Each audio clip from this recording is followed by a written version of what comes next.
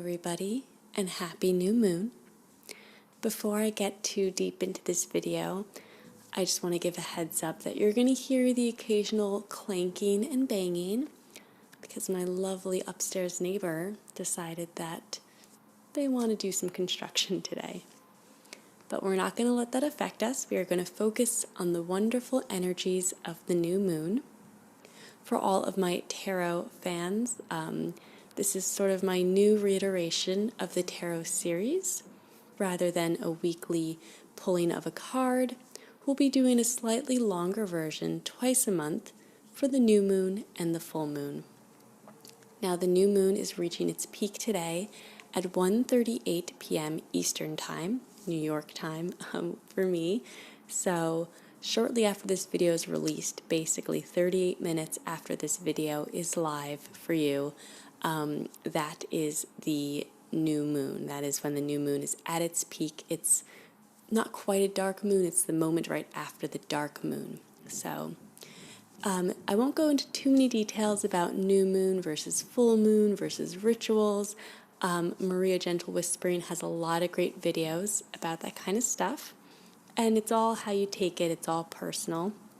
I love treating new moons as a time of stillness, of inner reflection, and for manifesting, because as the new moon moves into a waxing crescent and towards once again the cycle of a full moon, it's this feeling of growing. So we can sort of ask the universe for things, put things out in the universe and watch them grow and develop. But that again is a video for a separate day. If you want to know more or see more about that, do let me know in the comments. But today we're going to focus on drawing some cards. So I'm not super big into astrology. Any of you astrology fans out there, please, let me know in the comments. Give your own 2 cents. But from my few witch friends that are into astrology that I follow online and that I know in person, this is the Gemini season. In fact, it just started 2 days ago, Gemini season. So this is a new moon in the Gemini constellation, so you could say. So we can kind of have this thought for this new moon in particular. Not only are we in a place of stillness, of introspective sort of awareness, but with Gemini there's a little bit of duality. There's the angel and the devil on your shoulder, and Gemini sort of asks us to listen to both sides, to listen to everything, to be careful, and to weigh out all of our options. So something to think about as we pull our cards. Now that I've talked your ear off, I'll be pulling 2 different cards today. The first is from the Rider Tarot deck. It's the traditional tarot card. So we'll be pulling one of those to see how this new moon will affect us and what sort of things we want to think about. But I thought it would also be fun to pull a card from the Spells deck. I know some of you were intrigued by this card last time. So, what do we pull first? Let's pull from the Spells deck first. Let's see what might pop up for us here. So, we have our lovely deck here, and I'm just going to shuffle and tap into the energies of the universe, into Gemini season, into the soft and subtle energies of the new moon, and of course all of you watching, whether you're watching right now at 1 p.m. on Friday. I think it's May 22nd? I think it's the 22nd. So whether you're watching right now as this video is aired somewhat live, or if you're watching this days or weeks later, we're all sharing the same universal plane. We're all in this dimension together. So let's let our energies connect, and let's see what the Spells deck wants to tell us about this new moon. Okay. I'm going to go with the top card. Let's see. And it says here, Temple. So this looks like a recipe. I will read it to you. Incense invokes the senses connected to divine spirit and can be used to enhance a daily meditation practice. So this is a recipe for an incense blend. So I'll read it to you, and if you have these materials or similar materials at home, you can always use them. 3 tablespoons of frankincense, and these are incense resins. 3 tablespoons of myrrh. 3 tablespoons of benzoin, if I'm saying that right. 2 tablespoons of dragon's blood, and 2 tablespoons of Gloria, which is also, it says in parentheses, cathedral incense. You'll also want 1/4 cup of powdered sandalwood. Personally, I only have, do I have frankincense? No, I think I only have myrrh resins right now. So I don't have any of these other items for myself personally, but if you have something at home or something similar, you can always make this. Use a mortar and pestle to grind the resins. Pour into a wooden bowl and mix with the sandalwood. Burn on charcoal tablets in the morning or evening during your meditation practice. This aromatic incense blend can be used to bless one's temple, altar, or any place magic is practiced. And magic is such a wide-used term. Little do we know that everyone practices some form of magic in their day-to-day life, whether it's a superstition or it's a meditation or it's just having a good thought for someone. You're literally sending out your love. It's a spell in and of itself. So don't take the word magic too literally or let yourself get clouded by your perceptions of what magic is or isn't. So we'll just have an open mind about that. So that's a nice little incense. If you have the materials, you could light some incense, either, when you watch, let's say you watch this video again, or, maybe this evening as you sort of meditate on the new moon.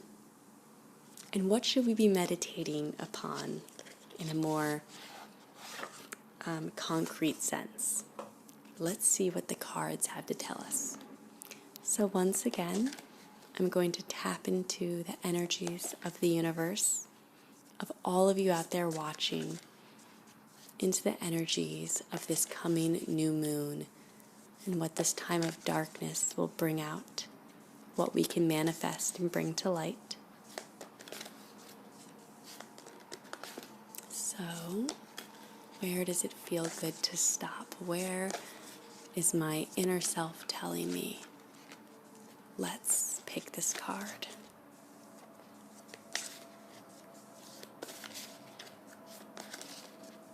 Okay, I feel good about this top card. Let's see what we have.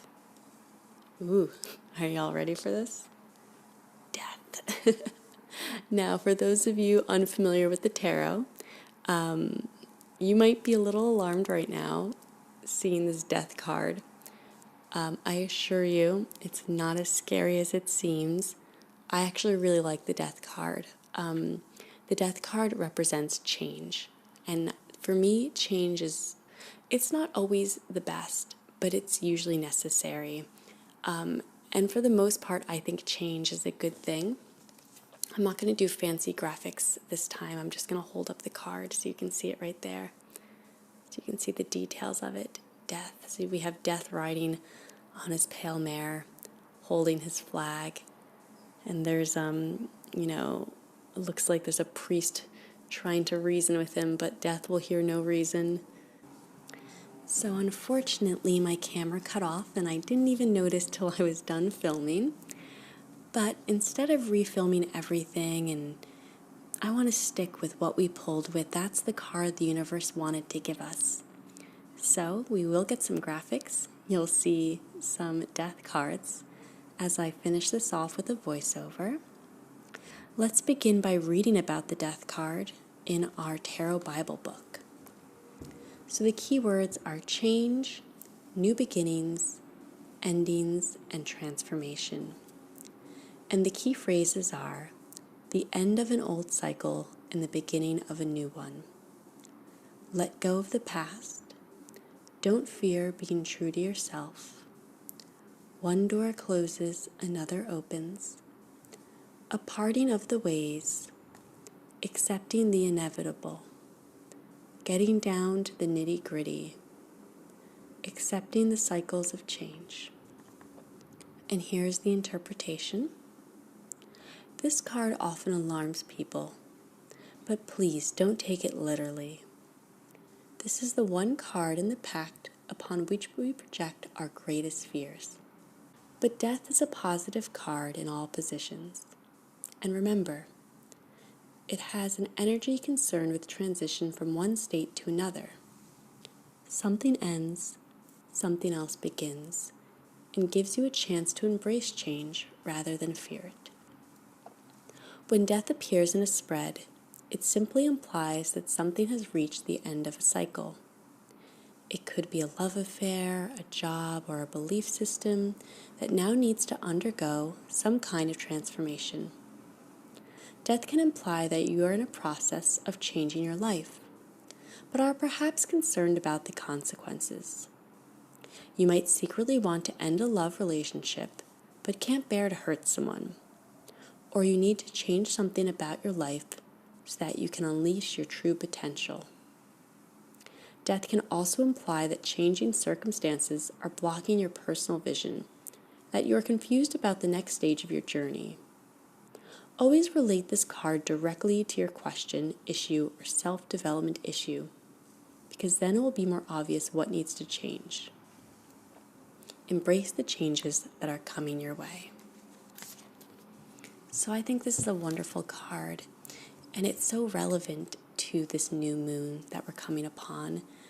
The new moon, it's a dark time. It's a time of fresh beginnings in a sense, but also a time of stillness where we can turn into ourselves and evaluate what's really there.